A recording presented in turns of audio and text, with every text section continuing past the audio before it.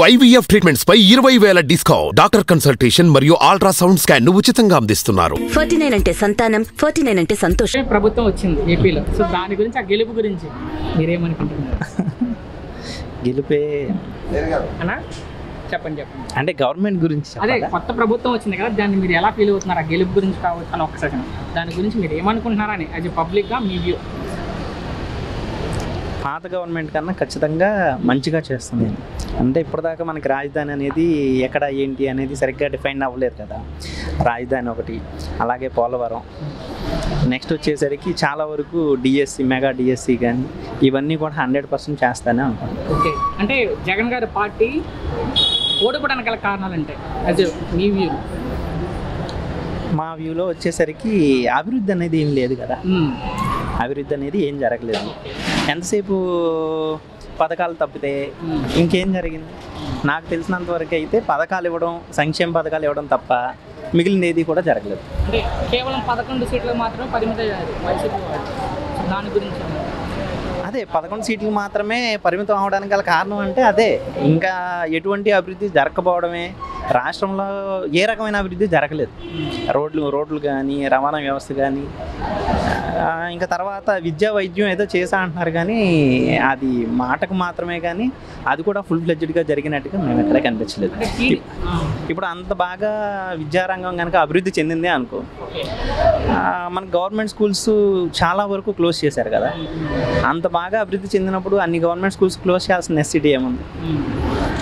అవునా కదా. టీడీపీ కూటమి ముఖ్యంగా అంత భారీ మెజార్టీతో 164 సీట్లు గెలవడానికి గల కారణాలు ఏంటి అండి? టీడీపీ పాయింట్ 2019లో జగన్ ప్రభుత్వం, అదే వైసీపీ ప్రభుత్వం 150 సీట్లు గెలవడానికి కారణం ఏంటి?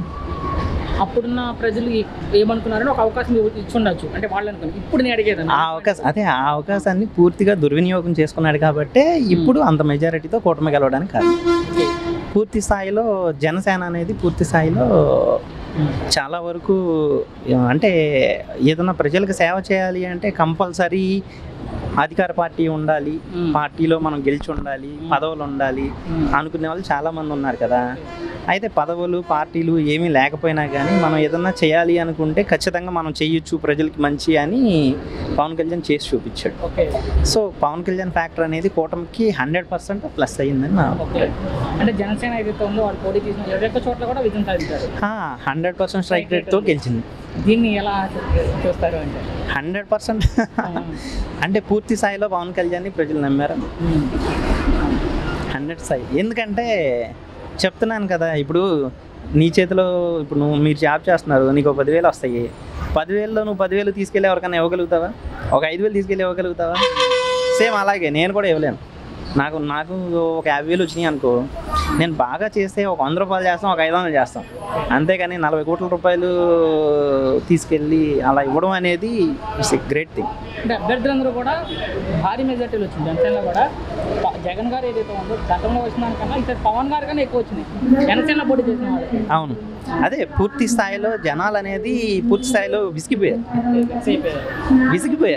ఇప్పుడు డెవలప్మెంట్ అనేది కావాలి కదా బాస్. ఇప్పుడు నిజంగానే డబ్బులు ఇస్తున్నాడు, 3,000 ఇస్తున్నాడు, లేదా 5,000 ఇస్తున్నాడు, లేదంటే 10,000 ఇస్తున్నాడు.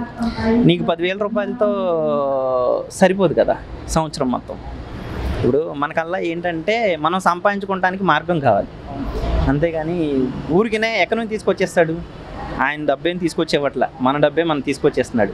ఇప్పుడు ఇచ్చిన ప్రతి రూపాయి వడ్డీ, దాని మీద చక్ర వడ్డీ వేసి ఖచ్చితంగా మన దగ్గర నుంచే వసూలు చేస్తాడు. అది జనాలకి అర్థమైన రోజు ఖచ్చితంగా తీర్పు అనేది ఇలాగే ఉండదు. ఓకే, మరి ఎలా ఉండొచ్చు అన్న రానున్న రోజుల్లో? అంటే యాక్చువల్లీ అడగడం కూడా అంటే నేనేమంటానంటే ప్రమాణ స్వీకారం ఉంది 12వ తేదీన, తర్వాత ఎలా ఉండొచ్చు ఏపీ రాజకీయాలుగా ఎలా ఉండొచ్చు అనుకుంటున్నాను? నాకు తెలిసినంత వరకు 100% చెప్పిన పనులన్నీ చేస్తారనే అనుకుంటున్నాను. కాకపోతే ప్రజలు కూడా ఏంటంటే ఉచితాలకు అలవాటు పడకుండా ఉచితాలు ఇవ్వాలి, ఇంకా ఇవ్వాలని ఆశించకుండా చెప్పారు. అంటే నేను అనేది ఈ కూటమి గురించి అనే చెప్పట్లా, ప్రభుత్వం అనే చెప్పట్లా. ఏ ప్రభుత్వం నుంచి అయినా ఉచితంగా మాకు స్కీమ్స్ కావాలి, ఆ ఉచితంగా వచ్చిన దాని మీదే మనం బతకాలి అనేది ఆలోచించకుండా తప్పకుండా మనం బతకడానికి ఒక మార్గం అనేది చూపించాలి. ఆ మార్గం చూపిస్తే దాని మీద మనం సంపాదించుకొని బతకాలి అని ప్రజల్లో కనుక మార్పు వస్తే తప్పకుండా అందరూ అభివృద్ధి చెందుతారు. అంటే చూసినట్లయితే వార్తలు ఇవి కూడా ఏంటంటే కంఠం కాలేదు, మీరు చూస్తారు కదా. ఈసారి హోమ్ మినిస్టర్ పదవి ఇచ్చే అవకాశం ఉందన్నారు పవన్ కళ్యాణ్ గారికి. ఒకవేళ నాకు తెలిసినంత అంటున్నారు, నిజం మీరు అయితే చెప్పారు హోమ్ మినిస్టర్ అయితే తీసుకోరనే అనుకుంటున్నాను. ఓకే, అంటే deputy CM plus home minister రెండు. ఓకే, అయినా కానీ ఓకే తీసుకున్నా కానీ తప్పేముంది. నాకు తెలిసినంత వరకు అయితే మినిస్ట్రీ కూడా తీసుకోరేమో అనుకుంటున్నాను. ఎందుకని అలా? నాకు నా ఒపీనియన్.